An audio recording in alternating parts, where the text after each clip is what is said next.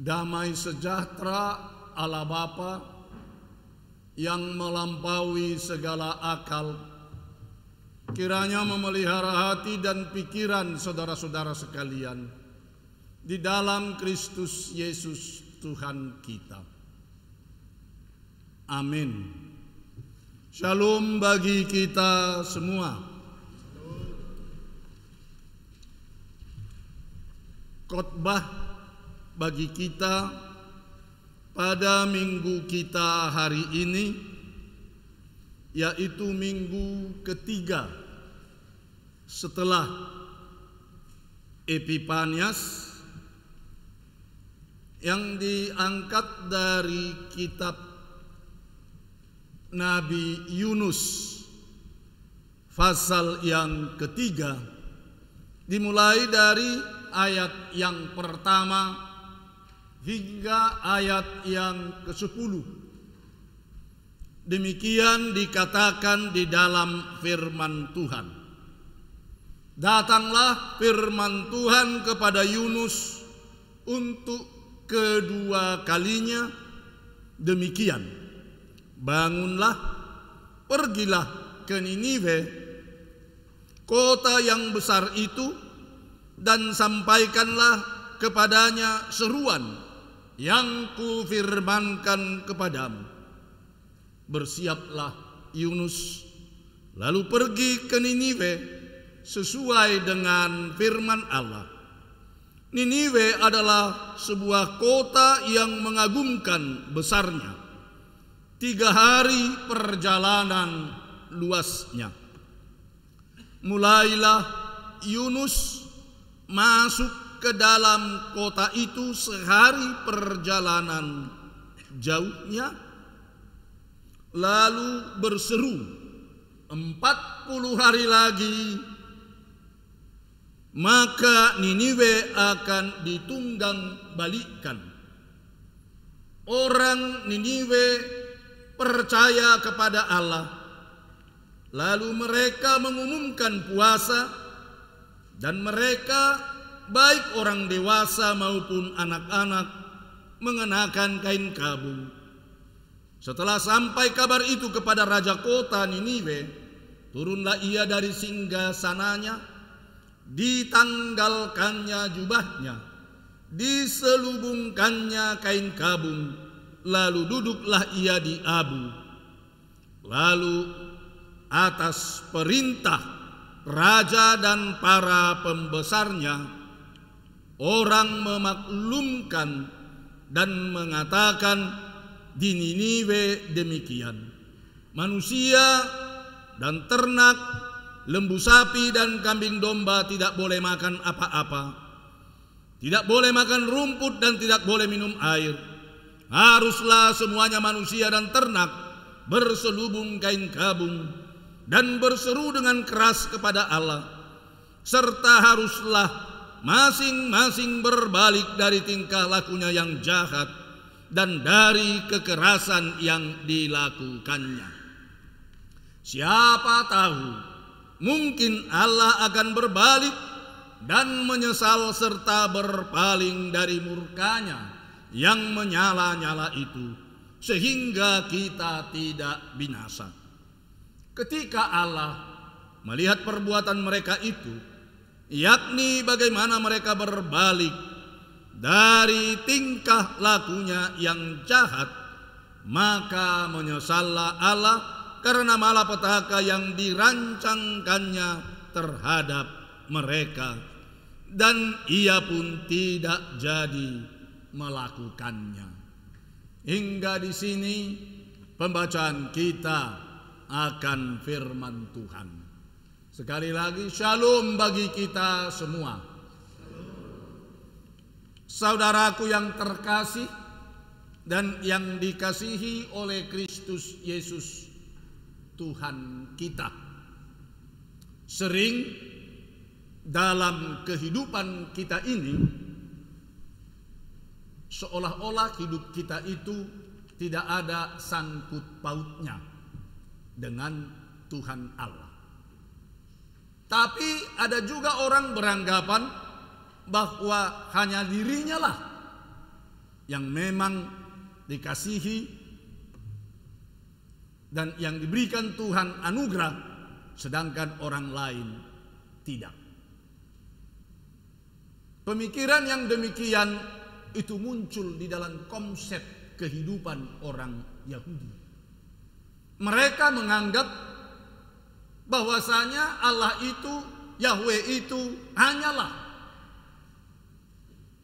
Allah atau Tuhan yang partikularisme, Tuhan yang hanya milik mereka dan tidak berkuasa kepada orang lain. Pendapat itu tidak benar.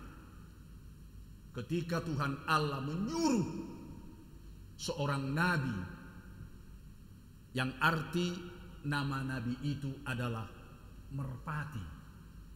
Si merpati itu disuruh oleh Tuhan Allah ke sebuah kota yang sangat agung dan megah, ibu kota kerajaan Asyur, musuh orang Yahudi,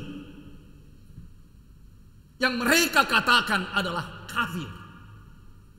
Tetapi Tuhan Allah menyuruh sang nabi, si merpati, untuk pergi ke kota Niniwe tersebut dan menyerukan supaya penduduk kota itu bertobat, menyerukan supaya penduduk kota itu berbalik kepada Tuhan Allah. Tetapi konsep pikiran sang nabi tidak. Tuhan Allah tidak mungkin berbuat demikian kepada orang-orang kafir, orang-orang musuh bangsanya, sehingga sang nabi tidak mau pergi, lari ke sebuah kota daerah bernama Tarsis dengan mengendarai kapal. Tuhan menghukum dia dengan mendatangkan badai.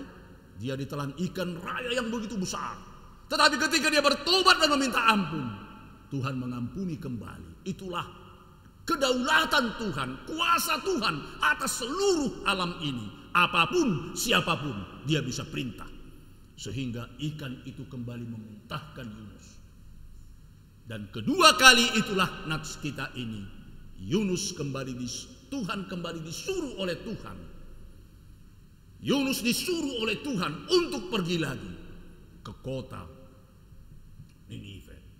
Yunus atau Nabi Yonah yang artinya adalah merpati, patuh dan pergi. Saudara yang dikasihi Kristus, kadang-kadang konsep pikiran kita demikian. Seolah-olah ada yang mengatakan orang sana tidak diselamatkan oleh Allah, lalu orang kita di sini hanya diselamatkan. Terjadilah orang dalam dan orang luar. Terjadilah kita dan mereka. Inilah yang menumbuhkan tembok-tembok pemisah bagi bangsa, bagi manusia di tengah-tengah dunia ini. Tuhan menginginkan semua umat manusia itu selamat, karena kasih dan anugerah Tuhan Allah tidak terbatas kepada beberapa dan sedikit orang saja. Saudaraku yang terkasih dan yang dikasihi oleh Tuhan kita Yesus Kristus, Yunus pun pergilah ke kota Niniwe. Dia berjalan dan mengelilingi kota itu sehari penuh, serta meneriakkan hanya satu kalimat. Kalimat yang dia katakan, 40 hari lagi kota Niniwe ini akan ditunggang balikan oleh Tuhan Allah. Cukup, hanya itu saja, tidak ada yang lain. Dan tidak ada ditambahkan kata-kata tersebut. Dia mengatakan 40 hari lagi maka Niniwe akan ditunggang balikan. Hanya itu. Dia tidak menyerukan supaya bertobat. Dia tidak menyerukan supaya kembali kepada Tuhan. Hanya mengatakan hukuman Tuhan untuk kota Niniwe. Seandainya orang menanya, Yunus, mengapa kamu mengatakan itu? Ya itulah, sudah ditakdirkan oleh Tuhan Allah. sudah nasib kota Niniwe harus ditunggang balikan oleh Tuhan Allah. Bukankah demikian dalam hidup kita? Sering kita mengatakan sudah nasib, sudah untung, hidup malam hari ke hari. Begitu. Kadang-kadang kita hanya berpaut kepada takdir dan nasib. Ada perkataan orang Simalungun mengatakan sedogogo nasib do. Tidak ada gunanya kekuatan dan usaha, tetapi nasib yang menentukan. Lalu kembalilah manusia kepada nasib dengan mengatakan, apa boleh buat? Sudah nasib kita yang demikian, sudah takdir demikian, sudah suratan tangan demikian. Itu hanya pasrah dan kita menerima. Sebenarnya bukan pasrah, tapi apa? Menyerah sebelum berperang. Kadang-kadang hidup kita juga begitu, menyerah sebelum berusaha. Sehingga ada pepatah Melayu yang mengatakan begini, nasibku ini sungguhlah malang, padi kutanam tumbuhlah lalang, puyuh disangkar jadi belalang, ayamku kutambat disambar elang. Jadi coba kita bayangkan bagaimana kalau hanya nasib saja dan nasib, lalu tidak ada usaha dalam kehidupan kita. Apa yang akan terjadi? Benarkah nasib atau takdir suratan tangan dalam hidup kita ini? Saudara yang dikasihi Kristus, nyatanya kita lihat tidak benar itu nasib orang kota Niniwe. Tidak benar itu takdir orang Niniwe. Walaupun Tuhan Allah sudah mengatakan 40 hari lagi kota Niniwe akan ditunggang balikan. Tetapi apa yang terjadi, saudara yang dikasihi oleh Kristus, setelah mendengar kabar tersebut, orang Niniwe mengambil tindakan, berbuat sesuatu. Yang pertama adalah raja. Raja kota orang Niniwe turun dari tahtanya, turun dari singgasananya, menanggalkan jubah kebesarannya, menanggalkan pakaian kebesarannya, jubah kekaisarannya. Dia tanggalkan, dia menyelubungkan kain kabung, lalu duduk di dalam abu, menandakan, membuat abu di kepalanya, menandakan dia merendahkan dirinya, dia merendahkan hatinya, dia membuat dirinya sama seperti abu, debu di depan Tuhan. Itulah mengosongkan diri. Itulah yang dikatakan kenosis. Itulah memang benar-benar dia mengosongkan dirinya, membuang keangkuhan, membuang kecongkakan, membuang kepongahan. Lalu dia duduk di abu, menandakan diri, mengubah kehidupannya. Saudara yang dikasihi Kristus, bukankah demikian sebenarnya di dalam kehidupan kita, apalagi sebagai pemimpin, apalagi sebagai tokoh, baik tokoh masyarakat, tokoh adat, tokoh agama, sebenarnya harus merendahkan diri, merendahkan hati. Karena apa? Kalaupun dia memiliki jabatan, kalaupun dia memiliki kuasa, kalaupun dia memiliki kepandaian, keahlian, atau memiliki juga dipanggil oleh Tuhan untuk melayani, itu hanya kuasa Tuhan yang diberikan kepada. Lalu kemudian setelah raja bertobat dan membuat demikian, maka dia mengumumkan kepada pegawai-pegawainya, kepada pejabat-pejabatnya, kepada punggawa-punggawanya, dan kepada seluruh rakyat orang Niniwe dengan mengatakan, manusia dan ternak, lembu sapi dan kambing domba tidak boleh makan apa-apa, tidak boleh makan rumput, dan tidak boleh minum air. Semuanya manusia, ternak, berselubung kain kabung, berseru-seru dengan keras kepada Allah, serta haruslah masing-masing berbalik dari tingkah lakunya yang jahat dari kekerasan yang dilakukannya. Mereka membuat sebuah usaha. Mereka melakukan sebuah perbuatan yang berusaha supaya mereka selamat. Mereka berusaha supaya Tuhan Allah mengubah apa yang ada dalam konsep dan mengubah yang sudah ditakdirkan kepada mereka. Apakah jaminan perbuatan mereka itu? Apakah ketika mereka melakukan itu maka terjamin mereka akan selamat? Saudaraku yang dikasihi Kristus, tidak. Apa kata mereka? Coba kita membacanya. Ayat 9. Kita melihat nats ini ayat 9. Siapa tahu mungkin Allah akan berbalik dan menyesal serta berpaling dari murkanya yang menyala-nyala itu sehingga kita tidak binasa. Siapa tahu, tidak terjamin. Perbuatan mereka itu, tindakan mereka itu, apa yang mereka lakukan itu juga bukan jaminan untuk menyelamatkan mereka dari murka Allah. Tapi mereka berkata, siapa tahu, mungkin, mudah-mudahan. Saudara kita yang lain mengatakan apa? Insya Allah. Semoga. Mudah-mudahan bisa selamat. Berarti tidak menjamin.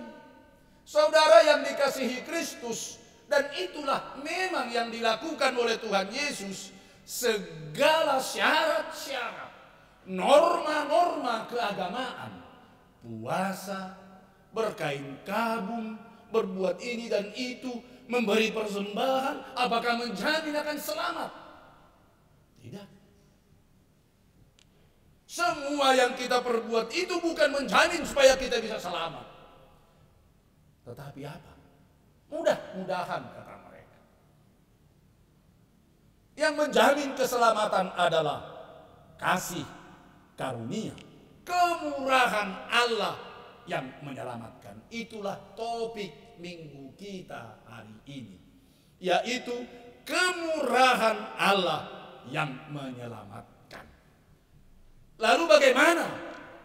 Ayat 10 berkata, ketika Allah melihat perbuatan mereka itu, yakni bagaimana mereka berbalik dari tingkah lakunya yang jahat, maka menyesallah Allah karena malapetaka yang dirancangkannya terhadap mereka. Yang telah dirancangkannya terhadap mereka, dan ia pun tidak jadi melakukannya. Saudara yang dikasihi oleh Tuhan kita Yesus Kristus, Tuhan Yesus Kristus datang ke tengah-tengah dunia ini. Dia datang ke dunia ini untuk menyelamatkan seluruh umat manusia. Dan keselamatan itu kita terima hanya karena kemurahan Tuhan Allah saja. Tiada seorang pun kita yang mampu, yang boleh menepuk dada kita, lalu kemudian dengan bangga mengatakan, saya sudah mampu melakukan untuk Tuhan Allah. Dan segala apa yang ada dalam kehidupan kita sebagai yang diselamatkan oleh Tuhan Allah bukan hasil usaha dan segala perbuatan kita sendiri, tetapi sebagai orang yang beriman kepada Kristus Yesus Tuhan kita.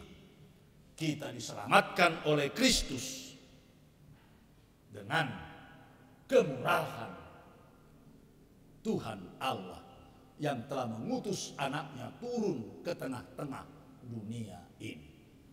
Jadi kalau begitu, apa gunanya kita melakukan yang baik?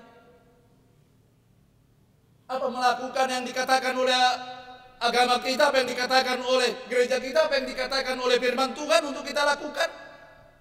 Itu adalah sebagai ucapan syukur kita kepada Tuhan.